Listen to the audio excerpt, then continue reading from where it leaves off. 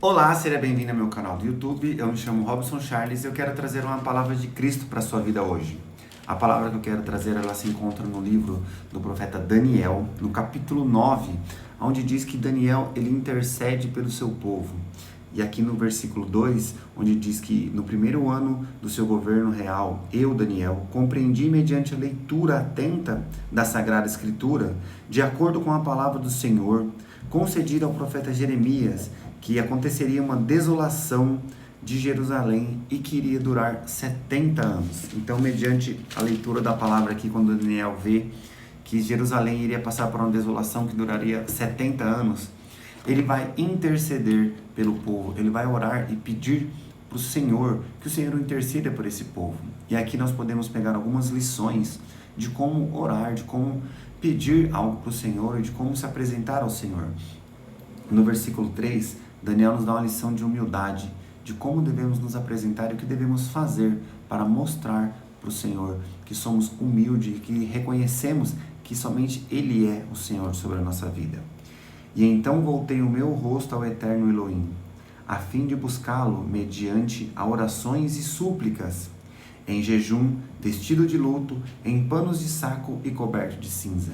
Então aqui, se você for parar para analisar todo o livro de Daniel, onde ele conta que ele prestou um jejum a Deus ali, onde ele se alimentou somente de legumes, frutas e verduras, porque o rei da Babilônia ofereceu para ele um grande banquete, porém ele escolheu não comer desse banquete para saciar sua carne, e sim sacrificar um pouco sua carne e estar em jejum ali, para poder matar um pouquinho o poder da sua carne e fortalecer o poder do Espírito. Então assim, ele se apresenta diante de Deus, ele estava nesse jejum quando ele fez essa oração. A segunda lição que podemos ter aqui no livro de Daniel é sobre como reconhecer a grandeza de Deus, que a todo tempo devemos reconhecer que somente Ele é grande, que somente Ele tem o poder para nos dar o que estamos pedindo. E no versículo 4 diz assim: e orei a Yahvé, meu Deus, expressei a seguinte confissão: ó Adonai, grande Deus e temível, que mantens a tua aliança a favor e misericórdia para com todas as pessoas que te amam e obedecem os teus mandamentos. Aqui ele engrandece a presença de Deus, ele engrandece o Deus que ele serve e diz que Deus é misericordioso para todas as pessoas que seguem os seus mandamentos. Uma próxima lição que devemos ter aqui e aprender é reconhecer o que Deus faz e confessar a Ele os nossos pecados.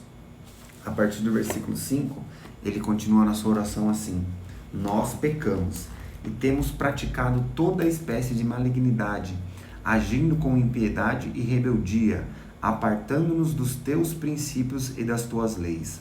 Não temos dado ouvido aos teus servos, os profetas que pagaram ou que pregaram em teu santo nome, aos nossos reis, aos nossos governantes e líderes, bem como aos nossos pais e antepassados e a todo o teu povo. E aqui mais uma vez ele reconhece a grandeza de Deus no versículo 7. Ó Adonai, Senhor, Tu és justo, e hoje nos sentimos humilhados e envergonhados. Sim, nós, o povo de Judá, de Jerusalém e de todo Israel, tanto os que estão perto quanto os que estão distante, em todas as terras pelas quais nos espalhastes por causa da nossa infidelidade para contigo. Ó Elohim, nosso Deus, aos nossos reis, aos nossos príncipes e aos nossos antepassados pertence toda a vergonha, porquanto temos errado e pecado contra ti. Mas a Elohim, nosso Deus, pertence a misericórdia e o perdão, apesar de termos sido tão rebeldes contra ele. Não te demos ouvido, ó nosso Yahvé Elohim, Deus eterno e soberano, tampouco prestamos reverência e obediência às leis que nos deste por intermédio dos teus servos e profeta.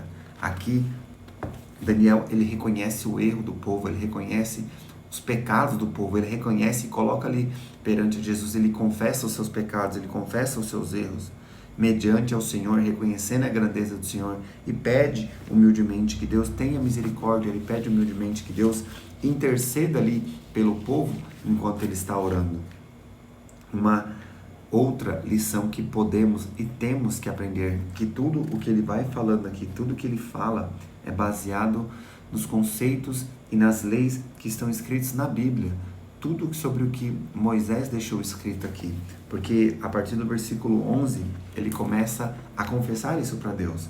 Portanto, todo Israel transgrediu a sua Torá, lei, desviando-se para não obedecer à tua voz. Por isso, a maldição, o juramento que está escrito na Torá, na sua lei de Moisés, servo de Elohim, nosso Deus, se derramou sobre nós, porque erramos e pecamos contra ele. Cumpriste assim a tua palavra pregada em advertência contra nós e contra nossos líderes e governantes, trazendo-nos a todos nós a mais ampla e profunda desgraça, porquanto nunca se fez debaixo de todo o céu que se tem feito em Jerusalém. Aqui ele fala que o povo pecou contra a lei de Deus, que o povo não estava obedecendo às leis onde Moisés escreveu na Torá.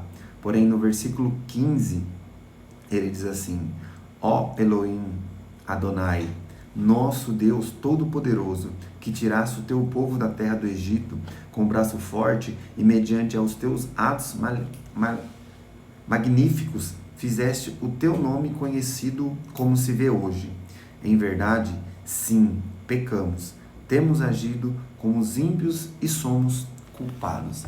Mais uma vez ele fala para Deus que eles estavam agindo de forma errada, que eles estavam se sentindo culpados.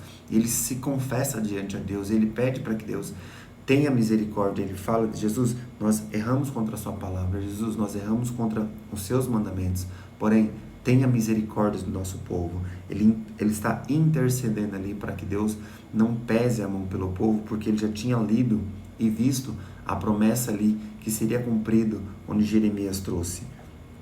E no versículo 16 diz assim: Agora, Adonai, ó Eterno, de acordo com as tuas justas realizações, afasta de Jerusalém a tua cidade, do teu santo monte, a tua ira devastadora e toda a tua indignação.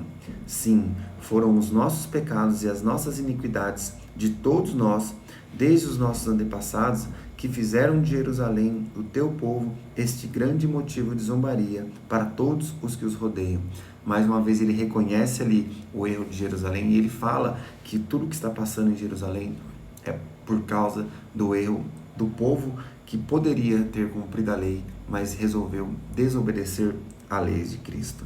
E aqui ele continua orando e no versículo 19 ele diz assim: Sendo assim, ó Adonai, ouve, ó Eterno, e nos perdoa. Ó Senhor, vê e age, por amor de ti, meu Deus, atende-nos sem tardar, pois a tua cidade e o teu povo levam o teu nome.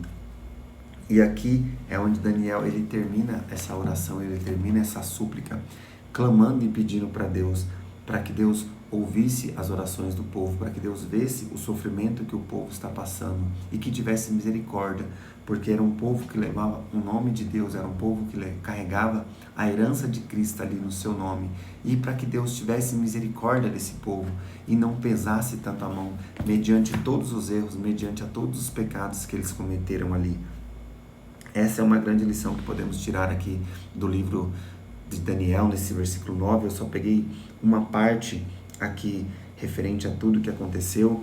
A partir do versículo 20, ele fala sobre a sentença dos 70 anos que Israel e Jerusalém ali iria passar.